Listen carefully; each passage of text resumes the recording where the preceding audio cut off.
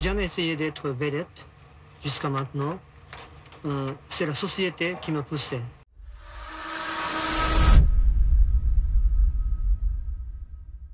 Kikou, bienvenue à tous, ici Jia. J'espère que ça va pour vous. Aujourd'hui, on va partir pour une histoire qui est certainement connue de beaucoup d'entre vous, parce qu'on va parler d'Issei Sagawa, un cannibale qui a sévi en France, mais qui est japonais, et qui a eu une vie après son crime, ce qui est plutôt rare, parce que normalement, les criminels partent en prison, et Issei, ce ne sera pas son cas. Et donc, on va non seulement s'intéresser à l'histoire d'Issei, à pourquoi il est devenu cannibale, parce que pour une fois, on a une explication, une raison, entre guillemets, une étude a été faite sur son cas, et on en sait un peu plus sur le comment il est devenu cannibale, ce qui peut être intéressant. On va se pencher aussi sur la vie qu'il a eue après son crime, et vous verrez qu'elle a été très mouvementée. C'est une histoire qui a déjà été faite par Liv. Si vous ne connaissez pas cette chaîne, je vous la conseille. Elle a traité cette histoire il y a quelques années. Je suis retombée dessus en refaisant mes recherches, donc je l'ai re-regardée à nouveau. Et j'adore la chaîne de Liv, donc je vous la conseille réellement. Trêve de blabla, si vous êtes prêts, c'est parti. Penchons-nous ensemble sur l'histoire d'Issei Sagawa.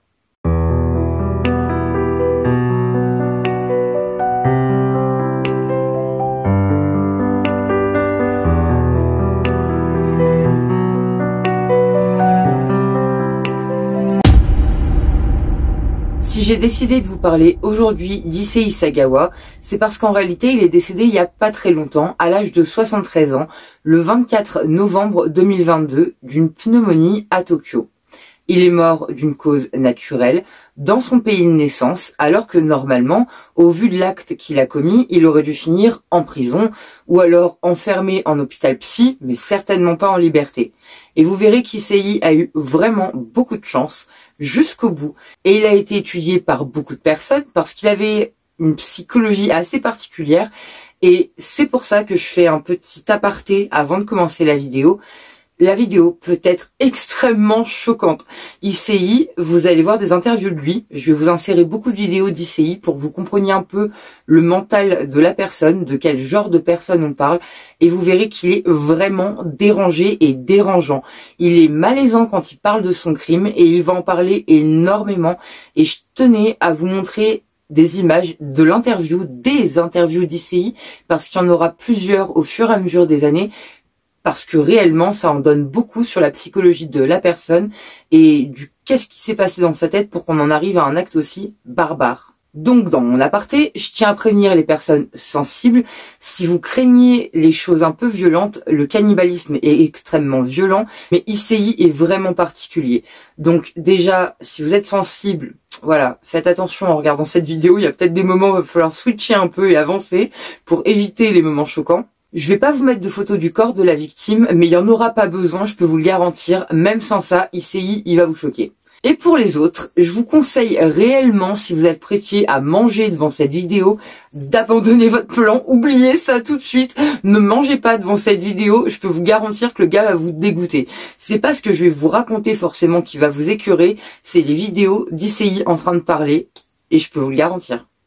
Bon, alors maintenant, on y va. C'est parti. On va parler d'Issei. Issei Sagawa est né le 26 avril 1949, donc au Japon. Il est né d'un père qui s'appelle Akira Sagawa et d'une mère dont on n'a pas le prénom malheureusement. Son père était un très riche industriel qui a fait fortune et qui est donc devenu un homme influent de par sa situation sociale. Cet homme connaît des gens très bien placés et ça aide toujours, on va pas se mentir. Issei, en 1951, va contracter une encéphalite japonaise. Une encéphalite japonaise, c'est une maladie extrêmement grave. Il a réellement frôlé la mort et va être sauvé in extremis par les médecins. Et malheureusement, cette maladie laisse des séquelles dans 30 à 50% des cas. Ces séquelles peuvent être neurologiques, donc c'est-à-dire que ça peut entamer le fonctionnement entre le cerveau et certaines parties du corps de la personne, ou alors ces séquelles peuvent être psychiatriques. Et malheureusement, ce sera le cas pour Issei Sagawa. Issei gardera un autre séquelle de sa maladie. Ça va rester un homme frêle et petit, puisqu'à l'âge adulte, il fera seulement 1,52 m pour 35 kg, ce qui correspond à peu près à l'âge d'un enfant de 10-11 ans. En 1951 aussi, son frère Jun viendra au monde. Les parents Sagawa étaient extrêmement protecteurs avec leurs bambins. C'était une famille aisée qui a donné une très bonne éducation à leurs enfants. Ils voulaient les pousser au maximum, les envoyer dans les meilleures écoles. Ils passaient beaucoup de temps en famille, beaucoup de temps avec leurs enfants. Et Issei a donc eu une bonne famille. Mais étant donné qu'il était assez petit, lui et son frère ont quasiment été élevés comme des jumeaux. C'est-à-dire que sa mère, même si Issei avait déjà 2 ans, le traitait comme un nouveau-né presque. Elle était H24 avec lui, elle ne le lâchait jamais et elle a commencé à être tellement inquiète pour le poids de son enfant qu'elle l'a littéralement gavé. C'est-à-dire qu'elle l'a nourri à l'excès tellement elle a eu peur au moment où son fils avait l'encéphalite japonaise. Mes parents m'aimaient profondément. Mes parents ont voulu trop me protéger. J'étais très faible, pas beau du tout. Je ressemblais à un petit singe. Aujourd'hui, je suis encore très complexé par rapport aux personnes normales. De ça, Issei va garder un autre séquelle malheureusement, c'est-à-dire qu'il va associer la nourriture avec l'amour. Chez beaucoup de personnes, ça peut être le cas. Ça nous arrive tous de manger un bout de chocolat quand on a un petit bug affectif ou ce genre de choses, ou alors quand on a une contrariété, ou au contraire quand on est heureux. Mais Issei, ce sera beaucoup plus grave, car ça va se mélanger avec sa sexualité. Je ressens une sorte d'admiration, mais elle se mélange avec des envies cannibales.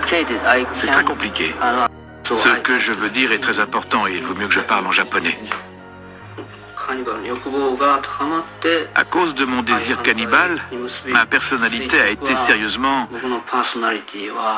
comment dire, elle a été dévorée par mon obsession. Et un autre événement dans la vie d'Issei va augmenter cet état de fait, c'est le fait que lui et son père, ainsi que son oncle et son frère, jouaient un jeu. L'oncle et le père étaient les grands vilains méchants géants mangeurs d'enfants, et Issei et Jun, son petit frère, étaient donc les enfants que les géants capturaient pour les manger. C'est un jeu enfantin, normalement il n'y a pas de problème avec ça. Malheureusement, Issei, lui, va avoir un problème à cause de son séquelle psychiatrique mélangé au fait que pour lui l'amour et la bouffe c'est complémentaire. Quand il va jouer à ce jeu avec son père et son oncle, ça va réveiller son instinct sexuel malheureusement et il va se dire qu'il a très envie d'être à la place des géants et de goûter l'humain. Alors on nous attachait, mon frère et moi, et on nous jetait dans ce qui était censé être une marmite pour nous faire cuire et nous manger. C'était très étrange. Il était encore petit à ce moment-là, c'était quelque chose d'inconscient, mais malheureusement, ça va continuer et Issei va donc se rendre compte de cette chose à 7 ans. À 7 ans, c'est-à-dire à peu près à l'âge du CP, il va se rendre compte que quand il regarde les cuisses de ses camarades de classe, il a réellement très envie de mordre dedans. Quand j'étais à l'école primaire, j'étais très frêle. Mais ce qui me faisait beaucoup souffrir, c'était mes envies cannibales.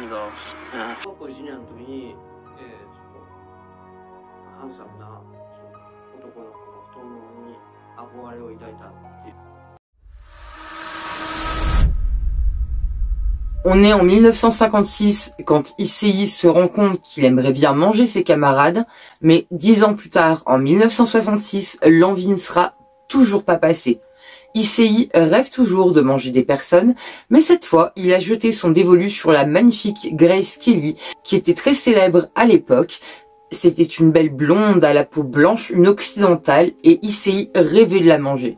C'est donc devenu son type féminin de base. Pour l'instant, il ne fait qu'y penser, il regarde les posters de Grace Kelly en se disant qu'il aimerait bien en croquer un morceau, mais ça s'arrêtera là. À l'école, il m'était impossible de parler aux belles élèves.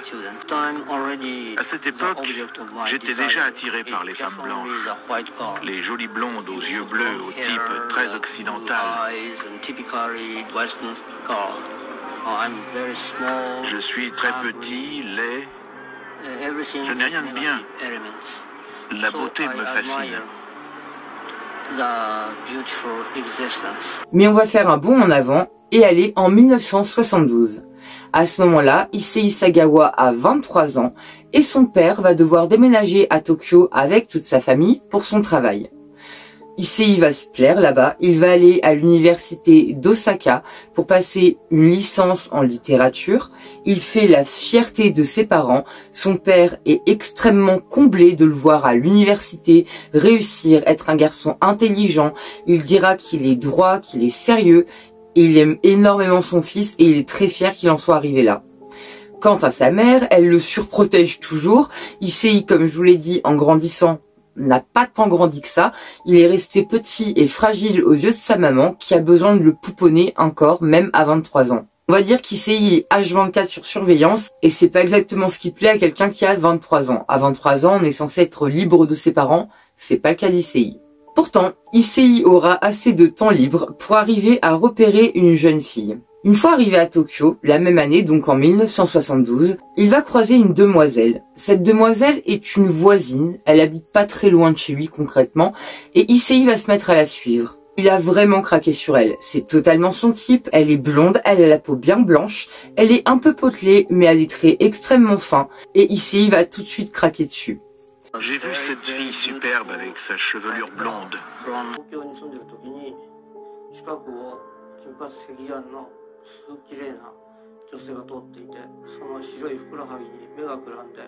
Il va donc se mettre à la suivre, faire en sorte de s'asseoir à côté d'elle dans le bus, arriver à dégoter son adresse en la suivant encore une fois, et la stalker en restant devant chez elle des heures et des heures pour voir ce que la jeune fille fait. Et un soir, Issei va se rendre compte que la demoiselle dort nue la nuit et il va décider que ce sera elle, sa première victime. Il va donc s'introduire chez elle la nuit et là, accrochez-vous bien parce que pour ma part, perso, j'aurais trouvé ça flippant. Un masque de Frankenstein sur la tronche et un parapluie à la main dans le but de pouvoir assommer la demoiselle au cas où si elle se défend.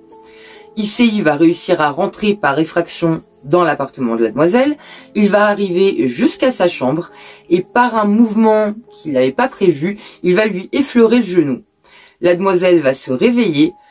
Et là, imaginez la tronche de la fille. Elle se réveille en pleine nuit. Elle a un mec avec un masque de Frankenstein sur la tronche, au pied de son lit, quoi. Et ben, pas de bol pour Issei. La demoiselle en question, c'était pas une petite poupée fragile, mais alors absolument pas. Déjà, elle est plus grande que lui, elle est costaud et elle a une âme d'Amazone qui fait qu'elle va se défendre. Elle bondit hors du lit. Dès qu'elle va se réveiller, elle va se mettre à hurler de toutes ses forces afin de prévenir ses voisins.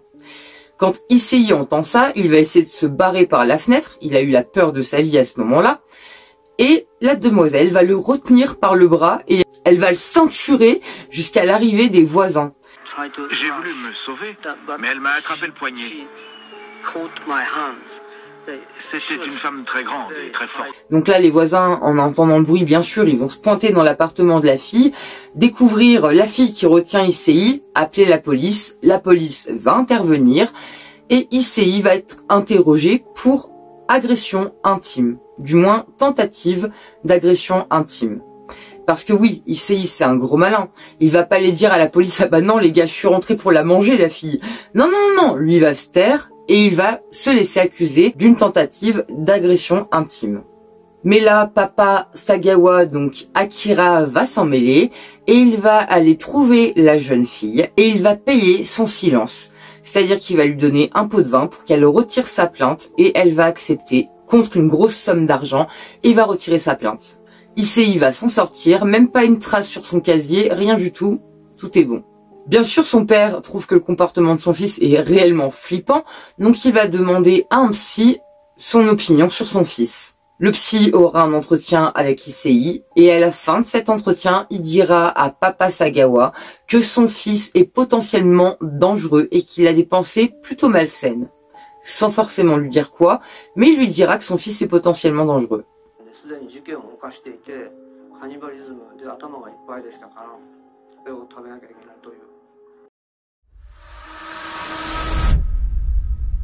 Les années vont passer et Issei Sagawa va finir par être envoyé par son père à Paris.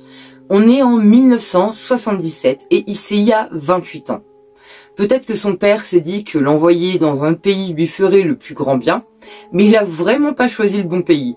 Il a choisi un pays rempli de femmes à la peau blanche, type caucasienne, avec possiblement des cheveux blonds. Et il a choisi un pays qui est aimé par les Japonais pour son climat romantique et gastronomique. Une association qui est pas forcément bonne dans la tête d'Issei, et malheureusement ça va peut-être jouer sur ce qui va se passer plus tard. Pour la première fois, je me suis retrouvé au milieu d'étudiantes blanches. Quelques-unes de mes camarades étaient très belles, très jolies. Issei est à Paris pour étudier la littérature à la Sorbonne. C'est très réputé, la Sorbonne, donc son père l'a envoyé dans une très bonne université. Et Issei habite au 16e arrondissement de Paris, au 10 rue Erlanger. En apparence, Issei est un bon gars, il travaille dur, il est sérieux, il est discret, il est timide. C'est toujours ce qui ressortira un peu du comportement et du caractère d'Issei. Ça, c'est ce qu'on voit d'Issei le jour. Mais Issei, derrière son apparence studieuse et tout à fait normale, a une énorme part d'ombre qui se développe, elle, la nuit. Le jour, c'est un étudiant, la nuit, c'est un futur tueur. Mon père et ma mère étaient des gens très stricts, surtout sur la question de la sexualité. Quand je suis parti à Paris pour y étudier, j'ai cru échapper à la pression familiale. Issei, en réalité, a un fantasme. Et ce fantasme, il aimerait beaucoup le réaliser. Comme vous l'avez compris, ce fantasme, c'est de manger une femme. Donc Issei, tous les soirs, va engager des filles de joie et les faire venir jusqu'à son appartement. Un jour, il va acheter une 22 longue griffe et il va commencer à pointer les filles de joie au moment où elles sont au lavabo en train de se laver après l'acte pour lequel elles étaient payées par Issei. Donc au moment de se laver dans ce lavabo, elles avaient le dos tourné. Et dans leur dos, Issei les visait, les pointait avec son 22 long griffe dans l'espoir de pouvoir appuyer sur la détente et d'avoir enfin sa victime. Il va le faire de nombreuses fois, mais jamais il ne passera à l'action. On est maintenant en 1981, ça fait 4 ans qu'Issei est à Paris et il a maintenant 32 ans. Issei, pendant cette année, va croiser dans les couloirs de sa fac une belle demoiselle dont il va tomber immédiatement amoureux. Sa beauté m'a complètement subjugué. Cette demoiselle, c'est Renée Artevelt. Renée Artevelt est née en Hollande et elle est venue elle aussi étudier à la Sorbonne. Elle a 25 ans, c'est une fille qui est décrite comme joviale, gentille, elle est toujours entourée, elle a toujours des amis, apparemment elle était prête à aider les gens qui l'entouraient, elle se liait facilement d'amitié avec les gens et était décrite comme quelqu'un de très gentil. Malheureusement pour Renée, elle était peut-être trop gentille et Issei, au bout de quelques semaines, va oser enfin aborder Renée. Maladroitement bien entendu, vu que c'est quelqu'un d'assez timide, et pourtant Renée va lui répondre avec un immense sourire et commencer à parler avec Issei. Ce petit gars très respectueux, timide, poli, gentil, elle l'aime bien. Donc du coup, elle va devenir son amie. Elle en parlera même à ses parents dans une lettre en leur disant qu'elle a rencontré un étudiant japonais, très gentil mais extrêmement timide et qu'ils sont en train de devenir amis. Renée l'invitera même à boire des verres avec ses amis, donc Issei se rendra souvent avec Renée et ses amis, mais Renée et Issei vont se mettre à manger aussi ensemble en tête à tête. Juste en amis, hein, mais ils vont se faire des petits dîners chez Issei. Ils vont dîner plusieurs fois ensemble jusqu'au jour où ils vont manger une fondue dans l'appartement d'Issei. À la fin du repas, Renée va se lever pour aller se laver les mains au lavabo.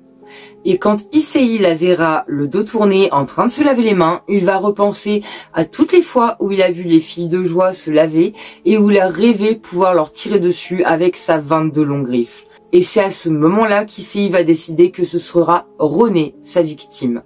Je pense aussi que le fait qu'il était amoureux de Renée va jouer, parce que comme je vous l'ai expliqué, Issei a un rapport extrêmement bizarre avec l'amour, et donc le fait d'aimer Renée et de la manger, pour lui, c'est normal. Il a fait l'amalgame entre les deux, et à ce moment-là, il a décidé que ce serait Renée, sa victime. C'était une belle fille, une fille érotique. J'ai décidé de la manger. 2 jours plus tard, il va donc inviter de nouveau René à manger chez lui. Il va attendre qu'elle aille se laver les mains au lavabo, mais il va se rendre compte qu'il n'arrivera pas à lui tirer dessus et va donc abandonner son plan pour ce soir. Alors ici, il va mettre un plan en place. Il va écrire une lettre à René en lui demandant de l'aide pour un projet de cours où un prof lui a demandé de lire un poème de Johann Becher pour un devoir. Il dira donc à René qu'il a besoin de son aide puisqu'elle est hollandaise, elle aura plus de facilité à lire le texte que lui qui est japonais. René va bien sûr accepter l'invitation, mais elle aurait quand même dû se méfier. En effet, la lettre que Issei lui a envoyée est extrêmement bizarre. À l'intérieur, il s'excuse énormément. Il y a peut-être, 6 fois le mot « excuse-moi » d'avance. Personnellement, ça m'aurait fait flipper. Mais vu que Issei était déjà quelqu'un d'un peu bizarre, timide, peut-être que pour René, le fait qu'il demande un service, ça expliquait le nombre d'excuse-moi qu'il y avait dans la lettre. Cher René, je te remercie. Je te remercie d'avance. Et je dois te demander pardon. Est-ce que ça va mieux? Je dois te demander un pardon encore. Issei. Post-scriptum, c'est sûrement la dernière. Donc René ne va pas se méfier et va venir aider Issei. Bien sûr, tout ça c'est faux, Issei a un plan et je vais vous l'expliquer maintenant. Si Issei n'a pas encore mis son plan en place, c'est parce qu'il avait aussi besoin que la fille soit statique, de dos, et qu'il ne puisse pas voir son visage au moment où il la tue. Je me suis dit que je ne pourrais pas lui tirer dessus si elle me faisait face. Il fallait forcément que je la tue par derrière. Et pour ça, il fallait qu'elle me tourne le dos. Or, pour lire, elle devait s'asseoir au bureau, ce qui la mettait dans la bonne position. En réalité, ici, il n'a pas réellement envie de tuer. Mais comme il le dira plus tard, je pouvais quand même pas la manger vivante. Je ne voulais pas commettre un meurtre, mais je ne voyais pas d'autre solution pour manger la chair de cette fille que de la tuer. Donc il a prévu un plan. Le plan, c'est de demander à René de lire le fameux poème qu'il a choisi. Poème qui, soit dit en passant, parle de cannibalisme. Vous verrez que chaque détail que Issei a choisi a été choisi dans un but bien précis. Donc Issei a choisi d'installer sa victime à un bureau pour lire son poème, et donc, vu que c'était soi-disant pour un devoir, il va devoir mettre un dictaphone, parce qu'en réalité, il voulait pouvoir enregistrer le meurtre et pouvoir se le repasser, le revivre à volonté pour ne jamais oublier la sensation qu'il a eue au moment où il a tué sa victime. Donc, quand René va rentrer dans l'appartement, Issei va la faire s'installer sur le bureau. Elle est donc dos à lui. Il va lui proposer un verre de jus de fruits, ce que René va accepter, et ils vont donc se mettre au travail. Issei va enclencher le dictaphone, René va commencer à lire le poème, et au bout de seulement quelques mots, Issei va prendre son 22 longs griffes et lui tirer une balle dans la nuque. Elle va mourir sur le coup et emporter l'intégralité du bureau dans sa chute ainsi que sa chaise. Tout ça, bien sûr, sera enregistré par le dictaphone. On entendra René commencer à lire, on entendra le coup de feu, puis René tomber dans un bruit sourd.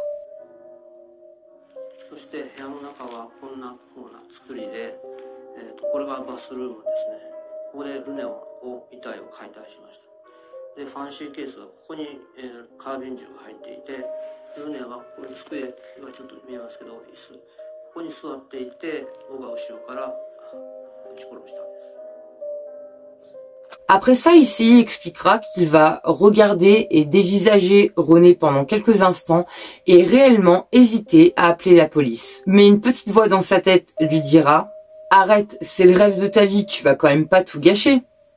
Voilà ce genre de choses qu'Issei se dira. Il va vite glisser un linge en dessous de la tête de René afin qu'il ne tâche pas la moquette. La première chose que Issei va faire, c'est essayer de mordre dans la fesse de la pauvre René, car c'est ça son plus grand fantasme depuis l'enfance, c'est de manger une fesse humaine. Et quand il va essayer, il va être extrêmement déçu parce qu'il va pas y arriver. En réalité, c'est quand même extrêmement dur de croquer une personne au point de pouvoir lui arracher un morceau de chair, et Issei dira qu'il va même se faire mal à la mâchoire. Il dira que la texture était élastique et trop épaisse et qu'il a compris qu'il pourrait pas y arriver. Alors il va aller dans la cuisine, il va se saisir d'un couteau, et là je vais vous passer un bout de vidéo qui va vous dégoûter certainement. J'avais décidé à l'avance que je goûterais un morceau de ses fesses en premier. J'ai entaillé sa peau, mais j'étais très bête et je ne connaissais pas l'anatomie. Je pensais voir apparaître tout de suite la chair rouge, mais pas du tout. Il y avait une couche de graisse jaune comme du maïs qui n'en finissait pas. J'avais beau découper, rien ne venait. Mon couteau n'était pas assez long. Alors j'y ai été à la main pour arracher un peu de chair et la porter à ma bouche. Après cet acte écœurant, Issei va abuser du cadavre de la pauvre Renée. Après ça, j'ai fait l'amour à son corps et j'ai essayé de l'embrasser. Issei lui dira « je t'aime » pendant qu'il fait ça. Pour la première fois, j'ai pu dire à haute voix « je t'aime » en français, et j'ai été secoué par un immense frisson. Et immédiatement après cet acte ignoble, il va en commettre un autre. Il va aller se faire sa première assiette et il va manger la langue et le bout du nez de Renée. Il restera 3 jours dans cet appart, 3 jours pendant lesquels il va mettre Renée en pièces. Il n'y a vraiment pas d'autre mot. Il va se servir d'une scie électrique et retirer 7 kilos du corps de Renée, soit un 1/8 de son corps. Il va mettre tout ça dans des petits sacs poubelles bleus posés sur des assiettes en carton dans son frigo, et il va passer les 3 jours durant à déguster Renée de toutes les façons possibles et imaginables. Il va la faire revenir à la poêle, il va la faire rissoler, il va la faire griller, et parfois il la mangera avec des petits pois. En réalité, Issei est au comble du bonheur. Tous ces actes vont être photographiés. Il va prendre des photos des étapes de la découpe du corps de la pauvre Renée et il va faire 32 photos en tout. Je vous laisse imaginer les photos, c'est vraiment ignoble. Il voulait vraiment garder un maximum de souvenirs de tout ce qu'il avait fait pendant ces 3 jours. Il voulait ne rien oublier. Il va aussi essayer diverses parties du corps et sur le corps de Renée seront enlevés le nez, les lèvres, la langue, son anus, son clitoris, ses 2 seins, le haut de ses bras, les cuisses, les mollets, les fesses et la région pelvienne. Bien sûr, il y a des photos disponibles sur internet. Déjà que l'histoire est écœurante, mais les photos, franchement, elles ont été extrêmement dures à regarder. Pour préparer cette histoire, pour vous dire, j'ai dû faire des pauses. Ça fait plusieurs semaines que je suis dessus parce que Issei, c'est vraiment un malade. Il m'a dégoûté, vraiment. J'arrivais plus à travailler sur lui, il est trop hardcore. On est maintenant le 13 juin 1981. Ça fait donc 3 jours que Renée est morte et Issei se rend bien compte qu'il va devoir faire quelque chose avec son corps. En effet, on est en été, c'est un été qui est plutôt chaud, et le corps de Renée commence à se décomposer, et Issei n'est pas bête, il sait que ça risque d'alerter les voisins.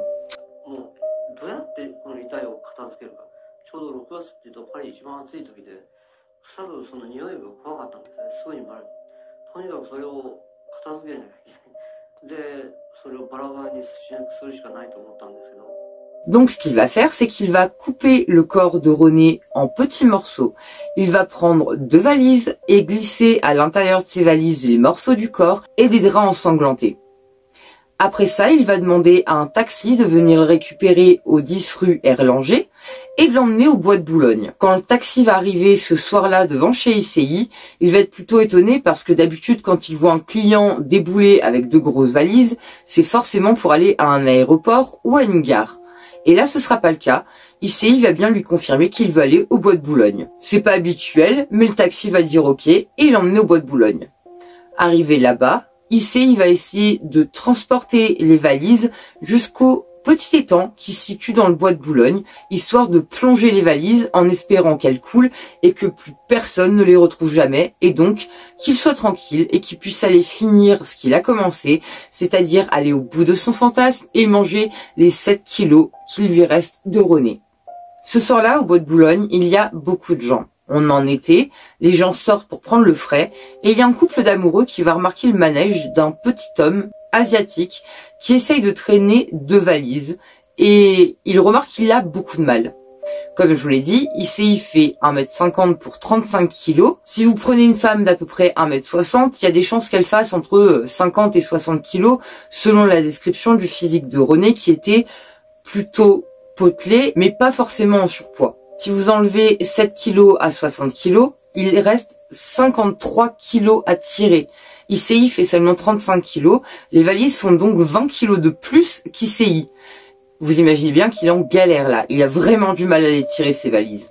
Et donc il va être opéré. Et à un moment, pendant le transport, une des valises va tomber et s'ouvrir légèrement. Le couple qui observait ICI va l'interpeller en lui demandant « C'est à vous ces valises ?» Et là, ICI va paniquer et partir en courant. Le couple, en s'approchant des valises, verra un pied dépasser de la valise et la pris de panique va appeler immédiatement la gendarmerie qui se rendra sur place. ICI, quant à lui, va rentrer chez lui en espérant que personne ne pourra remonter jusqu'à lui. La gendarmerie va donc arriver, prendre des photos de la scène de crime et demander une autopsie sur ce qu'ils vont trouver dans les valises.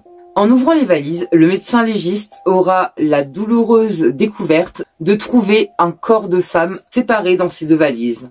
Le pauvre médecin légiste va donc devoir faire un puzzle avec tout ça pour pouvoir reconstituer le corps et espérer trouver le tueur grâce à ce qu'il reste du corps, peut-être grâce à des indices, ou alors que l'identité sera décelable malgré le fait que la personne soit très abîmée. Malheureusement, ça va être impossible vu l'état du corps. On n'arrive pas à retrouver son nom, il n'y avait pas de papier d'identité avec elle, rien du tout pour l'identifier, l'ADN n'était pas très utilisé à ce moment-là, on n'arrive donc pas à retrouver son identité. La police va donc passer un appel à témoins en disant que au bois de Boulogne ont été retrouvées 2 valises et qu'on recherche un jeune homme asiatique de petite taille. Et les gendarmes auront beaucoup de chance car un taxi va les appeler en leur disant que ce soir-là, il a emmené un jeune homme asiatique de petite taille avec 2 valises au bois de Boulogne. Et il va pouvoir leur donner l'adresse de départ. Les gendarmes vont donc arriver devant le 10 rue Erlanger et se rendre compte que ICI n'est pas là. Ils vont donc rester devant chez lui et attendre son retour. Vers 20h, ICI descendra d'un taxi afin de rentrer chez lui et sera interpellé par les gendarmes. Il avouera tout de suite son crime. Quand les gendarmes vont lui demander s'il connaît René Artevelt et si c'est lui qui lui a fait du mal, ICI dira oui sans aucun scrupule. Les gendarmes vont donc monter dans son appartement et là, ils vont vivre la pire scène de crime de leur vie. Certains vont être dégoûtés réellement. Il y aura même une cellule psy qui va devoir être ouverte parce qu'ils vont trouver dans cet appart le pire de leur carrière. Quand ils arriveront dans l'appart d'ICI, en fouillant, ils trouveront les papiers d'identité de René Artevelt, ce qui fait qu'ils obtiendront son nom avec certitude et non pas seulement de la bouche d'ICI. Ils vont retrouver des photos de René Artevelt. Ils vont retrouver une shampooineuse à moquette que ICI avait prévue afin de pouvoir nettoyer après son crime, histoire de pouvoir effacer toutes les traces. Ils vont retrouver une pellicule photo avec les 32 photos du dépeçage de la pauvre René. Ils vont découvrir le dictaphone avec le meurtre de René enregistré dessus. Et quand ils vont l'entendre, ils vont être choqués, car il y a le meurtre, mais il y a aussi tout ce que ICI a fait après. Comme je vous l'ai dit, il voulait garder des trophées et des souvenirs pour plus tard. Il a vraiment tout enregistré. Et le pire arrive, quand ils vont ouvrir le frigo, ils vont découvrir les 7 kilos restants de René dans les fameux petits sacs poubelles bleues sur les assiettes en carton. Et en plus de tout ça, à leur arrivée, ils vont retrouver sur la table une assiette dans laquelle il y avait de la viande que bien entendu on ne trouve pas chez le boucher, vous aurez deviné, et cette viande avait été préparée avec des petits pois, ce qui prouve que ICI a vraiment tenté de se préparer des petits plats. C'est vraiment écœurant, on parle d'une pauvre demoiselle de 25 ans, franchement ce qu'il lui a fait, ça me choque. Je vais beaucoup parler d'ICI dans cette vidéo, mais ce qui arrivait à René, oh, mon Dieu, la pauvre la plaint. Heureusement, sa fin a été rapide, un coup de carabine dans la nuque, apparemment, elle a rien senti, elle est morte sur le coup, ça s'entend même sur le dictaphone, mais heureusement, parce que malheureusement, il va manquer de respect au corps de René pendant 3 jours, mais franchement, ce qu'il a fait après avec son corps, c'est vraiment le summum du hardcore. Une fois Issei en garde à vue, quand les policiers vont l'interroger, il va vraiment tout lâcher. Il va expliquer tout ce qui s'est passé. Il va expliquer que pour lui, c'était de l'amour. Il va dire aussi que c'était une œuvre d'art. Mais il va surtout expliquer aux gendarmes que pour lui, aimer René en l'aimant de façon normale, c'était la manger en fait. Qu'il voulait sentir la présence d'une personne qu'il aime à l'intérieur de lui. Il dira même aux gendarmes, vous ne dites pas en France que les filles sont à croquer ? Vous imaginez la tête des gendarmes quand Issei leur sort ça, quoi. Franchement, ça doit être perturbant de se retrouver en face d'une personne comme ça. Cannibalisme, ce n'est pas, pour moi, ce n'est pas des choses horribles. Ce n'est pas des choses sales choses. Ce n'est pas des criminels, ce n'est pas de tout. C'est une sorte d'expression de l'amour. Il va donc leur expliquer un peu comment tout cela est venu dans sa vie, et il va leur dire qu'en fait depuis sa petite enfance, il a envie de manger quelqu'un et qu'il a fini tout simplement par passer à l'acte et réaliser son fantasme.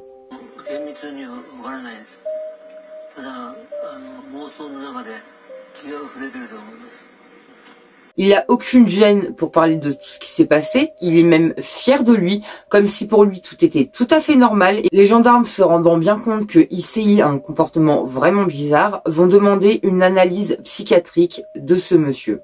Et quand le psychiatre va rencontrer Issei, il va dire qu'effectivement il y a un problème et il va demander l'internement d'Issei à l'hôpital de Villejuif dans l'unité des malades difficiles. Lorsqu'on a déclaré que j'étais dément et qu'on m'a fait enfermer, je n'ai rien ressenti. En parallèle, Issei va passer un scanner au cerveau qui révélera des anomalies. Ces anomalies sont dues à l'encéphalite japonaise qu'il a contractée quand il était petit, et ça expliquerait donc pourquoi Issei a des problèmes qui l'ont amené à commettre cet acte horrible. Quand ils vont apprendre tout ça, la famille Sagawa va être extrêmement impactée par tout ce que Issei a fait. Par exemple, sa maman va être tellement choquée qu'elle va essayer de sauter la vie et va finir elle aussi dans un hôpital psychiatrique le temps de se remettre de toutes ses émotions. Son père, quant à lui, va faire une attaque cardiaque, tellement l'acte de son fils va le répugner, et malheureusement, les nouvelles allant très vite, il va perdre un poste important à cause de l'acte que son fils vient de connaître. Quant à Jun, le petit frère de Issei, il va commencer à déclencher un asthme extrêmement grave, tellement il a été choqué de ce que Issei a fait. Bien entendu, j'éprouve un immense regret pour ma victime, pour sa famille, mes parents, mon frère. Issei restera donc 1 an à l'hôpital de Villejuif, sous très haute surveillance, et au bout d'1 an, il sera reconnu irresponsable de ses actes et ne sera donc pas jugé. Bien entendu, les parents de René Artevelt, qui eux aussi ont été plus que choqués, attendaient le jugement avec impatience, et ils vont être vraiment étonnés que Issei soit classé comme malade mental et non responsable de ses actes. Ils vont donc essayer de se battre contre ça et demander une deuxième expertise. Mais celle-ci sera refusée immédiatement. Les psychiatres sont vraiment sûrs de leurs résultats. Il n'y a pas besoin de contre-expertise. Le juge atteste que effectivement Issei n'a pas besoin d'une contre-expertise. Le mec est complètement timbré. Malheureusement, les parents de René auront beau se battre et se débattre, il n'y aura rien à faire. Issei échappera au procès en France et son père prendra même un avocat très réputé qui arrivera à faire gober au juge que c'est pas aux Français de payer la peine de prison ou alors l'internement d'Issei, parce que même s'il échappe à la peine de prison, il est censé être interné parce qu'il est psychiatriquement malade et dangereux, très dangereux, donc on doit l'interner à vie. Et l'avocat donc dira au juge que c'est pas aux Français de payer pour tout ça, que Issei est japonais et qu'on devrait le renvoyer au Japon afin que ce soit les Japonais qui prennent tout ça en charge. Le juge sera plutôt d'accord avec l'argument de l'avocat et il laissera donc retourner Issei au Japon. Mon père a engagé un avocat très cher, maître Philippe Lemaire. Un homme puissant qui a influencé le gouvernement français. C'est grâce à lui que j'ai été sauvé. Issei retournera donc au Japon en 1983 à l'âge de 35 ans. En réalité, il est totalement libre, car il n'a pas le droit d'être rejugé au Japon, puisqu'il a été déclaré irresponsable de ses actes en France, et qu'on ne peut pas être jugé 2 fois pour la même chose. Là, le jugement a déjà été rendu, c'est fini. Issei est donc libre, et on ne peut rien faire pour ça. Le père de Issei, donc Akira, a bien conscience de ça et sait très bien que vu le battage médiatique que l'affaire d'Issei a fait, que ce soit au Japon ou en France, parce que bien sûr, vous imaginez bien que les médias se sont jetés sur l'affaire et qu'il va paraître des centaines d'articles sur cette histoire sordide et sur ce gars qui a été interné. Donc, quand les médias vont savoir que Issei est en réalité libre, ça va faire un esclandre. Donc, pour pouvoir cacher ça aux médias, le père d'Issei va monter une fausse scène à la descente de l'avion au moment du retour au Japon d'Issei. À la sortie de l'avion d'Issei, il savait que les journalistes seraient présents pour voir ce qui allait se passer avec Issei. Donc son père a demandé l'internement de son fils dans un hôpital de son choix et a fait venir une ambulance afin de faire croire que Issei était interné de force, et non pas par son père, mais de force par l'État, pour que les médias lui foutent la paix. Et ça va marcher, c'est vraiment ce que les médias vont penser. Mon père savait que si j'étais laissé en liberté, les journaux japonais, européens et américains s'en prendraient à lui et à ma famille. Alors il m'a fait admettre dans un hôpital psychiatrique. En réalité, il va seulement rester 18 mois dans un hôpital psychiatrique et après ça il sera relâché, rendu à la liberté avec en plus un nouveau nom, histoire de protéger son identité pour que Issei puisse refaire sa vie au Japon. On est donc en 1985, Issei a 37 ans, il est libre, il vit avec son frère Jun dans un appartement, il a une nouvelle identité, et peut donc retrouver un nouvel emploi. Il se fera donc engager en tant que professeur de français dans une école, mais manque de bol pour lui, ses élèves sont très curieux et vont faire des recherches sur lui qui va les amener à découvrir que leur professeur est en réalité un cannibale qui a mangé une jeune Hollandaise de 25 ans. Bien sûr, quand les élèves vont se rendre compte de ça, Issei va perdre son poste immédiatement et va donc rester sans emploi pendant un très long moment. Il va donc vivre avec son frère Jun au crochet de ses parents. Il n'aura pas de suivi médical, pas de suivi policier et la seule chose qui traite Issei, c'est un très léger traitement antidépresseur. C'est tout. Il n'y a pas de séance de psy pour voir comment il va, il n'y a pas de suivi pour voir s'il déborde encore, il n'y a rien de tout ça. Alors que les envies d'Issei de manger une autre personne sont très loin d'être passé, vu que c'est un fantasme profond qui va le suivre jusqu'à la fin de sa vie. Et pourtant, il n'aura aucun suivi. C'est quand même dingue. Vous imaginez? Et pourquoi il n'y aura aucun suivi? C'est parce que bizarrement, au Japon, il n'y a aucune loi qui oblige quelqu'un à se soigner psychiatriquement ou psychologiquement. C'est-à-dire qu'il n'y a aucun internement de force qui peut être fait. On peut pas forcer une personne à se soigner. Le père d'Issei, quand il l'a mis en hôpital psychiatrique, c'était avec l'accord d'Issei, en lui ayant expliqué pourquoi il faisait tout ça. Là, Issei, voilà, il a son traitement antidépresseur et c'est tout. Il est libre. Et pour ma part, je trouve ça dingue parce que ça aurait pu être super dangereux quand même. On est maintenant en 1989 et Issei a 41 ans. Cette année-là, un tueur en série du nom de Tsutomu Miyazaki va être attrapé à Kobe. Ce tueur en série a attrapé plusieurs enfants, les a tués, a abusé de leur corps avant de les dépecer. Et à ce moment-là, les médias vont se rappeler qu'ils ont aussi ce genre de personnes sur leur territoire. Issei Sagawa, vous vous rappelez le mec qui avait mangé une femme en France?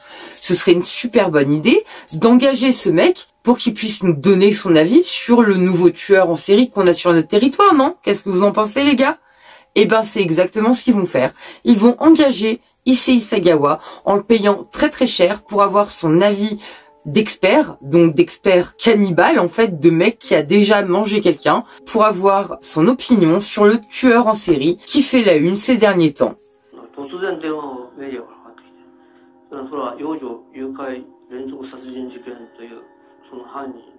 Issei va donc accepter le poste et bizarrement, ça va le mettre sur le devant de la scène.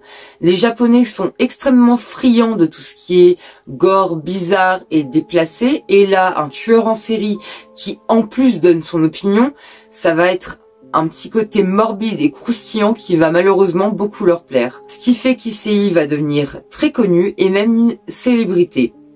Grâce à cette célébrité, Issei va faire énormément de choses. Il va écrire des livres, il va produire des pièces de théâtre, il va écrire une BD, il va tourner dans des films pour adultes, il va même tourner dans des pubs. Bref, Issei est de partout. Il va écrire environ une vingtaine de bouquins qui vont tous finir comme des best-sellers. Ils vont être vendus à très très grande échelle. Et par exemple, les titres de bouquins qu'il va écrire, ça va être « J'aimerais être mangé » en 1993. En 1994, il va écrire « Paris des fleurs, Paris de l'amour ». En 1996, « Cannibale ». « Ce que j'ai envie de manger » en 1997. L'affaire de la chair humaine de Paris en 1998. Tout ce que va produire Issei sera en rapport non seulement avec le cannibalisme, mais avec le crime, le meurtre de René Artevelt. C'est-à-dire qu'il va vivre et revivre encore et encore et encore cette soirée-là. Et il va la faire vivre en long, en large et en travers, en incorporant le lecteur le plus possible dans l'action avec les choses les plus graphiques possibles. Sa BD en est un très très bon exemple. Elle aussi sera vendue énormément et les images sont extrêmement choquantes car Issei se dessine avec un grand sourire dessus. On voit qu'il profite du moment, qu'il est content de vivre ce qu'il est en train de vivre. Bref, il kiffe sa life. Il est en train de vivre son meilleur moment. C'était son fantasme et ça se voit sur toutes les pages de cette maudite BD qui est vraiment hardcore. Si vous voulez faire vos propres recherches et aller regarder ce que Issei a fait un peu, je vous le conseille, mais attention, c'est vraiment violent. La BD, elle est dégueulasse. C'est une BD qui lui a été commandée par un éditeur peu scrupuleux, qui s'est dit qu'il y avait peut-être moyen de se faire un peu d'oseille avec cette histoire. Et franchement, on voit qu'il en avait rien à faire du style de dessin d'Issei. Tout ce qu'il voulait, c'était qu'Issei lui ponde le truc le plus gore possible. Parce que les dessins, on dirait vraiment des dessins de gamins. Là, je vous ai affiché quelques dessins pour vous montrer un peu ce que ça donne. Je vous ai choisi les moins hardcore. Mais en réalité, dans cette BD, Issei dessine les 3 jours qu'il a passé dans l'appartement avec René. Et je vous le dis, c'est horrible. C'est à se demander comment les gens ont pu lire ça et comment ça a pu être vendu autant. Pareil pour un des livres qui pour moi va pousser le bouchon extrêmement loin. En fait, un des livres que Issei va écrire, ça explique un peu l'expertise psychiatrique qui a été faite sur lui en France. Et dans ce bouquin-là, il va incorporer les photos du corps de René au moment de son autopsie. C'est-à-dire qu'on voit exactement ce que Issei a découpé sur son corps, on voit tout. Et toutes les photos sont extrêmement détaillées, il y a même des légendes. Vraiment, il a poussé le bouchon. Et comment ces photos ont réussi à sortir? Eh ben, c'est qu'en fait, au moment de la mort de René, donc en 1981, des journalistes peu scrupuleux avaient réussi à s'emparer des photos de l'autopsie et les avaient publiées dans la presse, ce qui bien sûr avait énormément choqué la pauvre famille Artevelt. Eh bien, Issei va donc ressortir ses photos pour son bouquin, et encore une fois, le bouquin sera un succès. Je comprends pas pourquoi, mais apparemment, les Japonais sont très très friands de ce genre de détails, et Issei va leur en donner pour leur argent. Mais sa notoriété n'a pas fini de vous choquer, car elle va le mener sur des chemins encore plus dégoûtants, si je puis dire. Car Issei va devenir critique culinaire. Donc au début, il va être critique culinaire dans des magazines fétichistes. Et après, il va être engagé en tant que critique culinaire dans des journaux tout à fait normaux. C'est-à-dire que plusieurs journaux vont l'engager pour écrire des recettes qui sont, pour la plupart, vous vous en douterez, à base de viande. Et ça va aller encore plus loin que ça. Il y a même une entreprise de viande qui va choisir Issei pour tourner une publicité. Dans cette publicité, on voit Issei en train de manger de la viande. On a des gros plans sur sa bouche. Je sais pas pourquoi ils l'ont choisi lui pour leur pub. Je trouve que c'est le truc le plus gore. Est-ce que ça vous donnerait envie de manger, vous, si vous saviez que le gars qui est en train de tourner la pub, c'est un cannibale et qu'il est en train de bouffer de la viande? Vous auriez envie de manger cette viande? Enfin bref, mais c'est Issei qu'ils ont choisi pour leur publicité. Et apparemment, ça a marché vu qu'Issei était célèbre au Japon.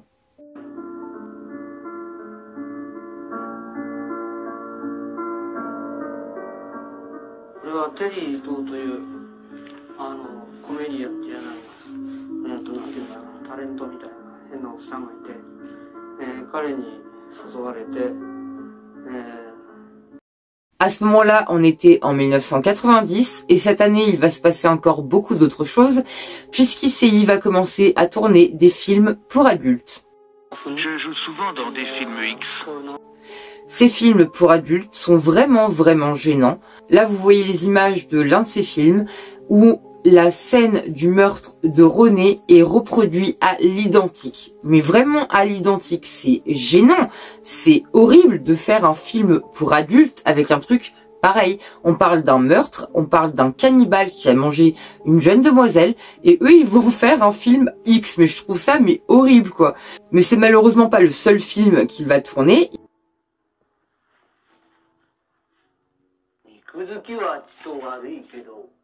味は良さそうだね。それでは先回りして、29時で生まれてね。だけどね、おばあ様のお口の小さいこと、私びっくりしちゃったわ。それでもお前を食べられるさね。Il va en tourner plusieurs autres. Toujours avec de belles demoiselles blondes à la peau blanche et qui ressemblent fortement à des Hollandaises. Et dans un de ces films, le décor arrière sera même la Hollande. C'est-à-dire qu'ils ont reproduit l'image de la Hollande, le cliché un peu avec les tulipes et les moulins à vent. Et c'est dans ce décor que ICI tournera son film pour adultes avec plusieurs demoiselles. Le décor fait penser à Amsterdam. Et d'ailleurs, la mère de ma partenaire est hollandaise. C'est pour ça que j'ai tourné cette scène. ICI étant libre, il va même en profiter pour aller voyager un peu partout dans le monde, toujours accompagné de très jolies demoiselles à qui il payera tout bien entendu, étant donné que grâce à sa nouvelle notoriété, il est devenu riche. C'est-à-dire qu'il a réussi à se faire de l'argent sur le meurtre de la pauvre Renée. Et grâce à ça, il va vivre une vie de rêve pendant qu'elle est 6 pieds sous terre. Je trouve ça vraiment extrêmement déplacé et dégueulasse, non seulement pour la mémoire de Renée, mais en plus pour les parents de Renée, bien entendu. Eux assistent à ça, ils assistent à la notoriété de ICI qui vit sa vie, qui est connu, qui est célèbre, qui vend son nom, qui fait des films pour adultes, qui tourne des publicités en rapport avec de la viande. Mais vous imaginez un peu si c'était votre fille qui l'avait mangé, mais ce gars il m'a choqué. Et franchement je peux partiellement comprendre la curiosité morbide, mais là à ce point-là je trouve ça vraiment déplacé. C'est aller très loin je trouve.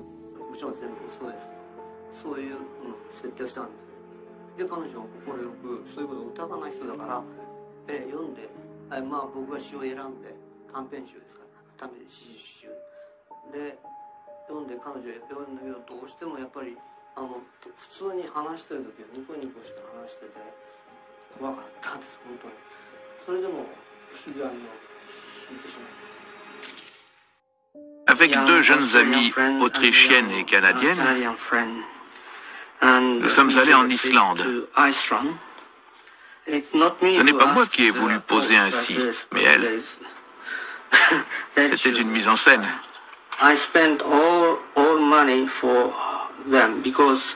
J'ai tout payé. Les billets d'avion, la nourriture, l'hôtel, tout. À la fin, je n'avais plus un sou. Et la curiosité morbide va encore passer un cran. On est toujours en 1990 quand une boîte de production va avoir la bonne idée d'engager une fille de joie japonaise afin de lui faire tourner 3 scènes avec ICI et ce sur une durée de 24 heures. Bien sûr, ils vont s'assurer de trouver une demoiselle qui ne connaît pas ICI, qui ne sait donc pas ce qu'il a fait. いよいよ撮影になってしまいましたね。そうですね。今日の撮影は聞いてますよね。ちょっとだけ聞いてますけど。そのちょっとってどこまで聞いてますか？忘れちゃったところもあるんですけど、作家の、何さんでしたっけ？佐川さん。佐川さんっていう方の、マンションにお邪魔して、まあ一日同棲してみると。いう風に聞いてますけど、ちょっと佐川さんっていう方がなんか面白い人どんな風に面白いかはわからないですけど、それが前提条件です。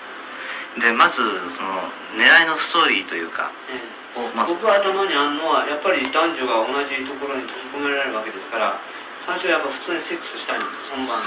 それはその人食いとかそういうことも言わずに、人食いの話をしない、しないで、でうちにページが出てくるわけですよ。でこれね、これ狂気の狂気の相手書いたんですよね。このページ面白いよとか大体お尻と太ももが一番面白そうだと思ったんで。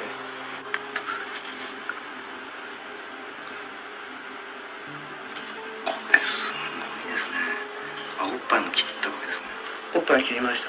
Mademoiselle va donc passer ses 24 heures avec lui, tourner ses 3 scènes de films pour adultes, et une fois tout ça fini, ils vont lui annoncer la réelle identité d'Issei en lui déclarant tout ce que Issei a fait et en lui montrant les photos de René Hartevelt de son vivant, comme après sa mort, c'est-à-dire sur la table d'autopsie. Ils vont demander à Issei d'expliquer à la demoiselle ce qu'il a fait et un peu pourquoi il a fait tout ça.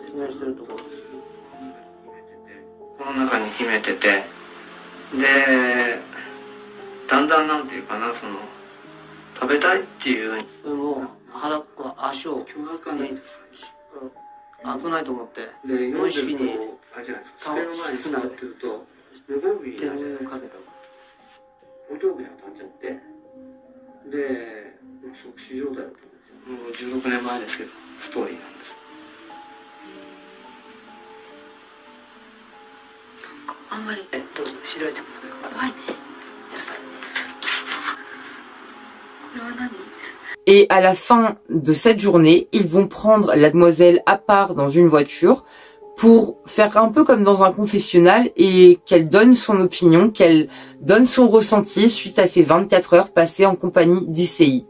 Et là, comme vous le voyez, la demoiselle finit forcément en pleurs, elle est choquée. Elle vient de donner son corps à un cannibale qui a mangé une gamine de 25 ans et qui ne se cache pas vouloir remanger une autre personne. Et franchement, Issei est vraiment dérangeant et elle est traumatisée. Il lui a vraiment expliqué le plus profond, le plus noir de son âme, et de se dire qu'elle a passé du temps et en plus qu'elle a eu une intimité avec ce mec-là, on le voit bien, elle est vraiment pas bien, la pauvre.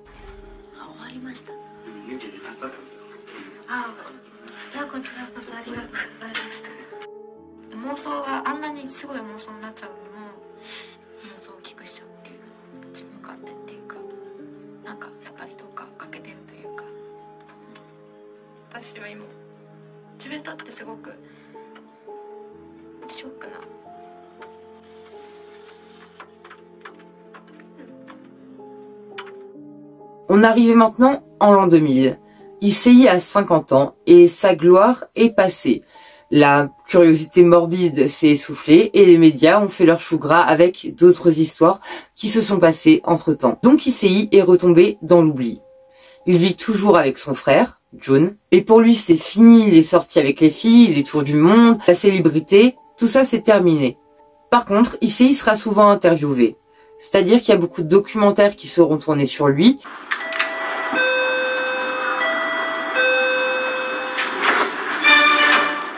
Bonjour.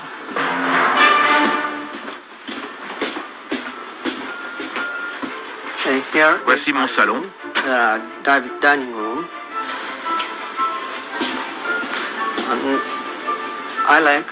J'adore la musique classique.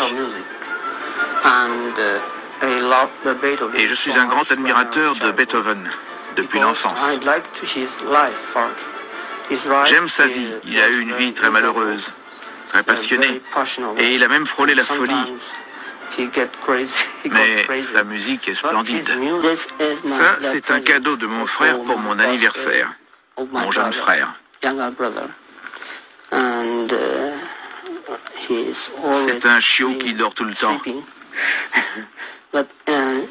Il a des piles ici. J'aime beaucoup les vrais chiens, mais malheureusement, je ne peux pas en avoir. Et dans aucun d'eux, Issei ne cachera le fait qu'il a toujours envie de manger une autre femme. Il expliquera que maintenant il a changé de type de femme, que maintenant il rêve de manger une asiatique. Voici ma chambre. C'est un peu mon royaume. J'ai installé une grande télévision car j'aime beaucoup regarder les films. J'ai aussi de très nombreuses peluches. J'aime beaucoup les animaux. Et sur les murs, des posters de jeunes femmes. J'ai 58 ans, mais j'ai encore un peu d'appétit sexuel. Mais les blanches ne m'intéressent plus. Je les déteste. Pour moi, les japonaises sont les plus belles femmes du monde. Dans sa chambre, il a des photos d'une chanteuse japonaise qu'il adore et qu'il rêverait de pouvoir manger. Il a des photos d'elle de partout, c'est absolument flippant. Moi, personnellement, j'aurais été à la place de la chanteuse japonaise, j'aurais vu cette émission, j'aurais été traumatisée à vie, j'aurais engagé une armée de gars pour me surveiller et être sûr qu'il n'y ait jamais ce malade qui m'approche, quoi. Réellement, ça doit être flippant de savoir qu'il y a quelqu'un qui a envie de vous bouffer, quand même. で今はもう日本人の女性、特に沖縄の女性って千葉さんというんですが本当に可愛いですね。でやはり食欲も感じます。まず最初に好きになったのが矢田亜希子さんです。少し前の女優さんですけども彼女と彼女ですね。次に好きになったのが上戸彩さんでそれ今でも好きですけど特に若い頃 女優さんとしてもそうですよ。でもこの足は何度も綺麗ですね。だから上戸彩さんは食べるというよりも食べるのはもったいないんですけど、ここの脇の下にカゴを詰めて小さくしたい。まあ美しいと思うんですけど、まあやっぱり食べたら美味しいだろうなと思います。本当に変態です。 Et pendant ces interviews, Issei expliquera que ce qui l'a empêché de repasser à l'acte, c'est le fait de se satisfaire tout seul. Je vais pas vous faire de dessin, mais il expliquera qu'en fait, vu qu'il associe l'intimité avec ses envies de cannibalisme, quand il se soulage, ça lui enlève ses envies de cannibalisme. Et il dit que maintenant qu'il a 50 ans, son colonel refuse de se mettre au garde à vous et qu'il a donc très peur de ne pas pouvoir résister, d'avoir de nouveau envie de manger quelqu'un et de ne pas pouvoir se retenir. Au début d'un de vos livres, vous écrivez que vous vous êtes tourné vers le cannibalisme très jeune. Avez-vous cessé de penser à ce genre de fantasme maintenant? Non, pas du tout. Ma libido et mon appétit sont, comment dire, sont liés. Il faut bien comprendre ça. Par exemple, quand je vois toutes ces belles filles dans le train l'été, que je vois leurs jambes, je me dis qu'elles doivent être délicieuses. Et là, honnêtement, je comprends pas trop pourquoi les psys du Japon et la police sont pas inquiets du comportement de Issei, parce qu'à son arrivée sur le territoire japonais, quand il a été interné à l'hôpital, les psychiatres japonais vont déclarer que Issei n'est pas atteint d'un trouble psychiatrique, mais que c'est une question de caractère. Autrement dit, Issei s'est laissé aller à son fantasme, même s'il était horrible, gore, déplacé et inhumain, et que donc pour eux, il est responsable de ses actes et aurait pu être jugé. Donc si les lois ne les avaient pas empêchés d'agir, Issei serait déjà derrière les barreaux. Là, on pourrait se demander pourquoi les psys et la police du Japon, de Tokyo, ne réagissent pas quand ils voient les interviews de Issei. Mon désir n'a pas changé. Quand je vois toutes ces belles jambes féminines, j'ai envie de les manger. Je ne suis pas du tout guéri. Mais je vous rappelle que Issei a été déclaré pénalement irresponsable à cause d'un trouble psychiatrique. Et même si les psychiatres japonais, quand il était interné, eux ont dit que Issei n'avait pas de problème psychiatrique et quand même pour l'instant pénalement fou, pénalement irresponsable, et qu'on ne peut pas le forcer à se soigner. Et en l'occurrence, même s'il dit qu'il a envie de manger quelqu'un, tant qu'il passera pas à l'acte ou tant qu'il ne fera pas de mal à quelqu'un, même les policiers peuvent rien contre lui en fait. Il est libre et on peut rien faire.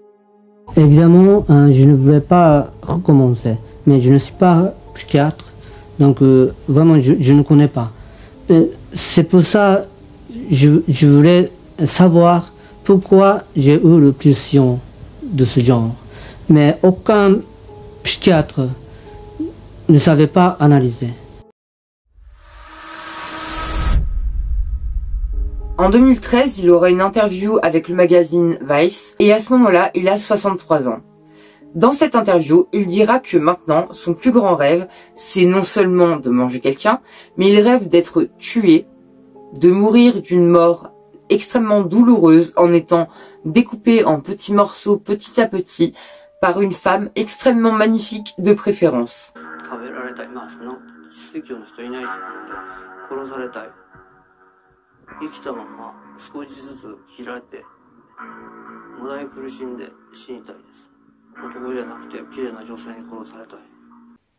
Franchement, les délires d'Issei, je les comprends pas. Qui rêve de mourir en souffrant, franchement? On est maintenant en 2017.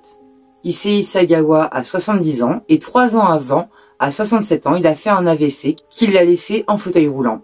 En 2017, donc cette même année, un documentaire sera tourné sur Issei Sagawa qui s'appelle Kaniba. C'est un documentaire qui, pour ma part, m'a dérangé. Il est vraiment chelou. Il est vraiment axé sur la mastication, sur la bouche d'Issei.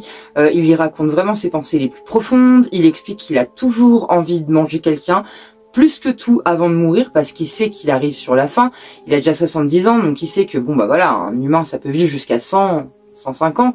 Grand max, mais déjà à partir de 70 ans, 80 ans, 85 ans, voilà, ça commence à être des zones un peu chaudes, et il s'en rend bien compte, il sait qu'il vieillit, et il dira pendant ce documentaire que son rêve avant de mourir, ce serait de manger une personne, peu importe les conséquences, il veut recommencer cet acte, il a adoré ça, il veut recommencer, il veut réassouvir son rêve une deuxième fois, une dernière fois avant de mourir.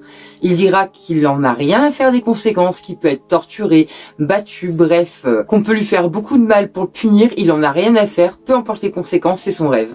Donc on verra qu'en fait, cette pulsion cannibale l'a suivi toute sa vie, ça ne lâchera jamais. De ses 7 ans à ses 70 ans, ça l'a suivi toute sa vie. Heureusement, de ce qu'on en sait, il n'est passé à l'acte qu'une seule fois. En même temps, on peut pas en être vraiment sûr, parce que finalement, peut-être qu'il a amélioré, entre guillemets, sa méthode et qu'il a réussi cette fois à cacher son crime. Tout est possible. Mais en même temps, je me dis, même si on l'a pas réellement suivi, s'il n'y avait pas une équipe de police à 24 derrière ses fesses, il y avait quand même son frère sous le même toit, il y avait quand même des voisins. J'espère sincèrement qu'il n'a pas pu recommencer. Je pense pas qu'il ait recommencé, mais honnêtement, le doute est permis quand même. En tout cas, ce qui est sûr, c'est qu'il en a réellement rêvé. Moi, ce qui me dérange beaucoup dans l'histoire d'Issei, comme je vous l'ai fait comprendre au début, c'est toute la médiatisation qu'il y a eu autour de lui. Il a vraiment acquis une célébrité grâce à son crime, grâce à son meurtre. On en a oublié qu'il y avait une victime dans l'histoire, donc Renée Hartevelt, qui, elle, a été mise au second plan.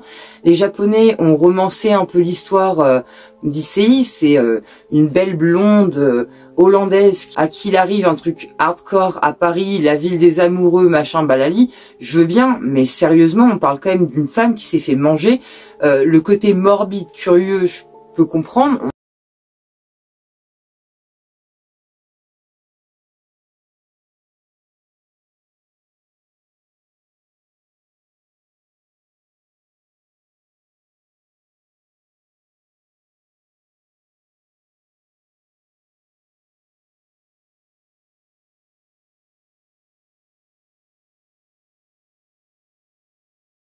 Issei a réussi à se faire de l'argent avec cette histoire, une notoriété.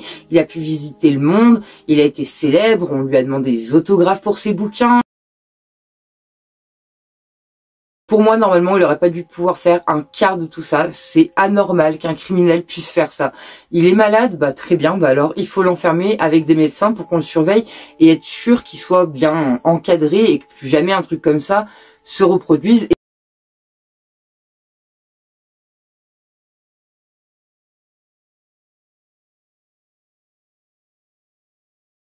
Ce qui me fend le cœur aussi, c'est pour la famille de Renée, donc les Hartevelt. Je trouve ça horrible pour eux, en fait, de voir le criminel, le meurtrier de leur fille, avoir une seconde vie.